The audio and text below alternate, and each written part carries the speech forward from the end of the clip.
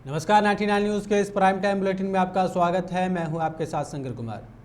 धनबाद में हर्षोल्लास से ईद उल जुहा का त्यौहार मनाया जा रहा है। बकरीद के मौके पर धनबाद के रेलवे स्टेडियम में अकीदतमंदों ने नमाज अदा की और एक दूसरे को बकरीद की मुबारकबाद दी है। नमाज समाप्ति के बाद लोगों ने एक दूसरे को मुबारकबाद देते हुए अमन शांति की कामना की। धनबाद जामा मस्जिद के इमाम एवं शहर के कारोबारी साहिब राब खान ने बताया कि बकरीद के मौके पर हम नफरत की कुर्बानी दें एवं देश में अमन चैन की को दुआ करें और आसपास अपनी सफाई रखें और स्वच्छ भारत अभियान में भारत सरकार के सहयोग करें।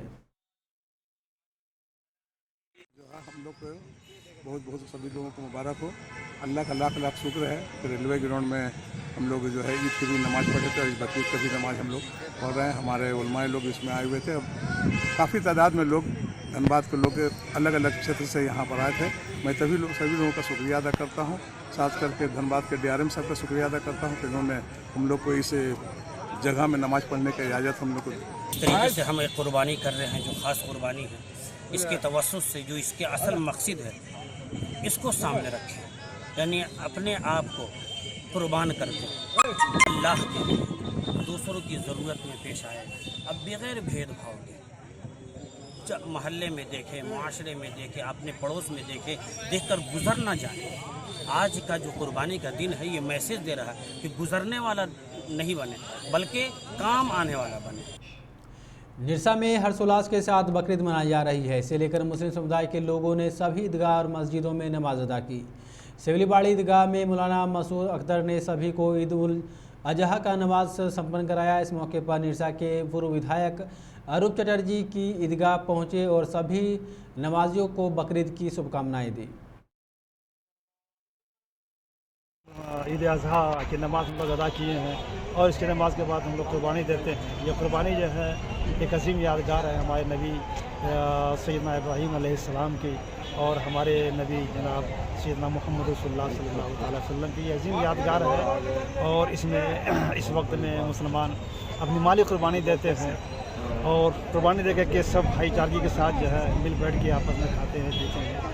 और इसी के ज़रिए मैं आपको पैगाम भी देना चाहूँगा सारे मुसलमान भाई बहनों को कि हम शांति के साथ इस त्यौहार को मनाएं और कहीं भी किसी तरह कोई भी इख्तलाफ, इंतशार, तनाज़ा नहीं होना चाहिए। आपस में मेल मोहब्बत से ज़िंदगी गुजारने की कोशिश करें। नहीं, सभी को बहुत बहुत मुबारक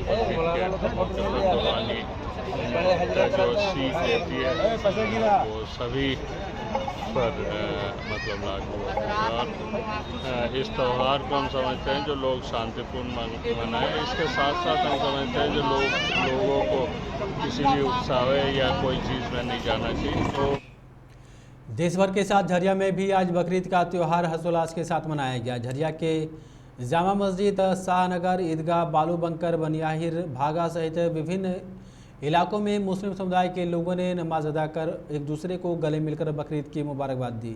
इस मौके पर लोगों ने देश में भाईचारा और अमन चैन और सलामती की दुआ मांगी। ईद कुर्बां जिसे आमतौर पे लोग बकरीद कहते हैं, यह हमारा इस्लामी ख़ास त्यौहार है। इसमें हम सब अल्लाह की रज़ा के लिए कुर्बानी पेश करते हैं और भाइयों को मोहब्बत का पैगाम और संदेश और मुबारकबादी देते हैं। और इस मौके पर बल्कि हर मौके पर हम अपने दीनी मजहबी जलसों में भी अपने मुल्क हिंदुस्तान की सलामती की दुआ करते हैं। धनबाद निर्माण के बैनर तले शहर में बिजली की लचर व्यवस्था के खिलाफ लोगों ने आज झरिया मेन रोड स्थित देशबंधु सिनेमा हॉल के पास धरना दिया। धरना दे रहे लोगों ने लंबे समय से जमे अधिकारियों के तबादले और बिजली स्वास्थ्य व्यवस्था दुरुस्त करने, जर्जर बिजली के तार और खंभे को मरम्मत की करने की मांग रखी। लोगों ने कहा कि झरिया में बिजली विभाग घोर लापरवाही बरत रही है। झरिया में जर्जर बिजली के तार किसी बड़ी घटना को आमंत्रण दे रहे हैं। हम लोग की विगत कई महीनों से हम लोग GM साहब को हमारे झरिया की स्थिति की बातों से बिजली के तार के, पोल के, ट्रांसफार्मर के जो जर्जर हो चुके हैं और जो कंपनियां काम कर रही है वो कंपनियां सही ढंग से काम नहीं कर रही है। उन बातों से भी उन्होंने उनको अवगत कराया था कि जो भी जितने जैसे LT तार है, ST तार है, ST तार में 2 को तार लगते हैं। वो तार ऐसे होते हैं जो मजबूत होते हैं, वो गिरते नहीं हैं। लेकिन अभी जितने भी तार ये गिर रहे हैं ये मिलावटी तार लगा दिए हैं ये कमीशन खोरी के चलते इस तरह का काम कर रहे हैं अधिकारी। और हम अभी तो पुराने जीएम चले गए हैं, तो नए जीएम आ रहे हैं, तो सोमवार को हम लोग जाके उनको इस बातों से अवगत कराएंगे। अगर उन बातों पर ये अपने धरातल पर इस बात को नहीं लाते हैं और इस समस्या से हम लोग को निजात नहीं दिलाते हैं, तो हम लोग चेयरमैन से जाकर रांची मिलेंगे और उनको इस बातों से अवगत कराएंगे। आरिया की विद्युत व्यवस्था बिल्कुल ही ध्वस्त हो गई है। यहाँ प्राइवेटाइजेशन के टाइम से जो व्यवस्था है उसी व्यवस्था पर आज आरिया का बिजली व्यवस्था नहीं है। कंप्यूटर के ज़माने में आज बिजली विभाग टाइपराइटर लेकर बैठा हुआ है। ये स्थिति है, लोड बढ़ गए हैं और बिजली विभाग को जहाँ जहाँ ट्रांसफार्मर देना है वहाँ ट्रांसफार्मर नहीं दे रहा है, जिसके चलते व्यवस्था चरमरा गई है। इसका हम लोग विरोध करते हैं। बार बार जो घटनाएं हो रही हैं उस पर विभाग कोई संज्ञान नहीं ले रहा है। बैठे हुए हैं हम लोग की विगत कई महीनों से हम लोग जीएम साहब को हमारे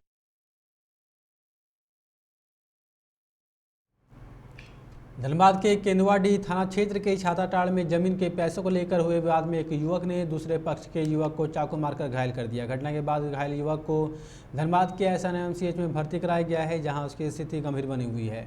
घटना के संबंध में घायल युवक के पिता कैलाश गोयल ने बताया कि उन लोगों का जसवंत साहब के साथ जमीन में पार्टनरशिप है, जिसके एवज में दूसरा पक्ष पैसा मांगने के बहाने उनके दुकान पर पहुंचा, जहां आरोपी जसवंत साहब उर्फ गणेश साहब ने उनके बेटे को दुकान से बुलाकर चाकू से हमला कर दिया।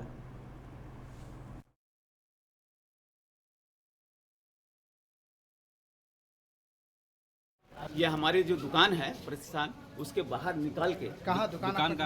हमारी दुकान खंडेलवाल स्वीट्स केंदुआ बाजार के बगल में आटा चक्की है। सूचना दे दें थाना को।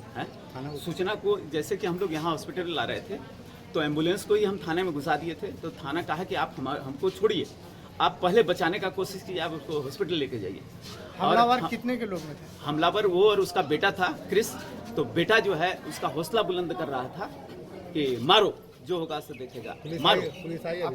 पुलिस यहाँ तो अभी तक नहीं आई है। वहाँ की पुलिस हमको बोली कि आप हॉस्पिटल ले जाओ, लेकिन जैसा लोगों से हमको मालूम हुआ कि वो आपको मतलब थाने में सरेंडर कर दिया है।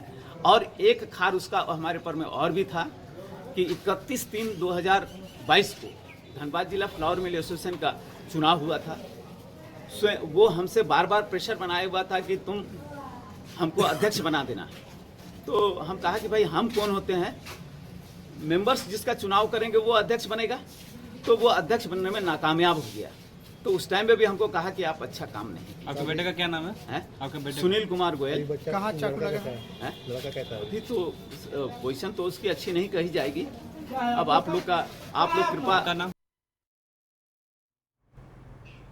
धनबाद के विकास मार्केट मटकुरिया में आज धनबाद मोटर डीलर एसोसिएशन के चुनाव में निर्वाचित नए पदाधिकारियों ने पद और गोपनीयता की शपथ ली। इस शपथ ग्रहण समारोह में कई लोग उपस्थित हुए। हम आपको बता दें कि संघ के किशोर कौशल सिंह को अध्यक्ष के रूप में चुना गया। कौशल किशोर सिंह को 95 वोट मिले, जबकि प्रतिद्वंदी अमरजीत सिंह दुआ को 51 वोट प्राप्त हुए।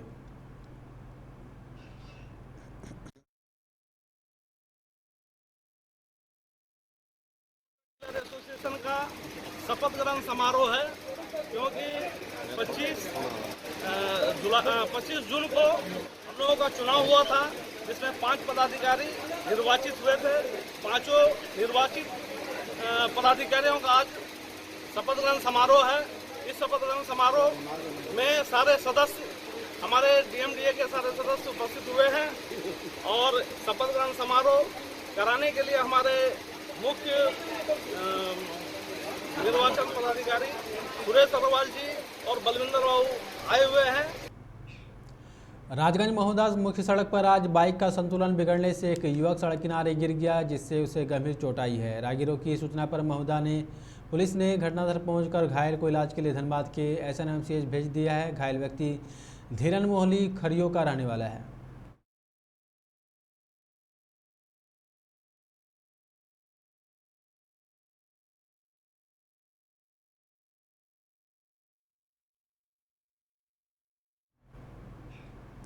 झारखंड की राजधानी रांची के विभिन्न मस्जिदों में बकरीद को लेकर नमाज अदा की गई। इस दौरान रांची के विभिन्न चौक चौराहों पर भारी संख्या में सुरक्षा बलों की तैनाती की गई।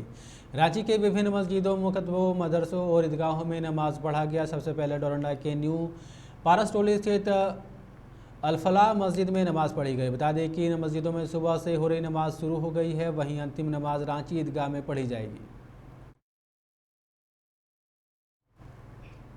खबरों में फिलहाल इतना ही। आप देखते रहे 99 न्यूज़। नमस्कार।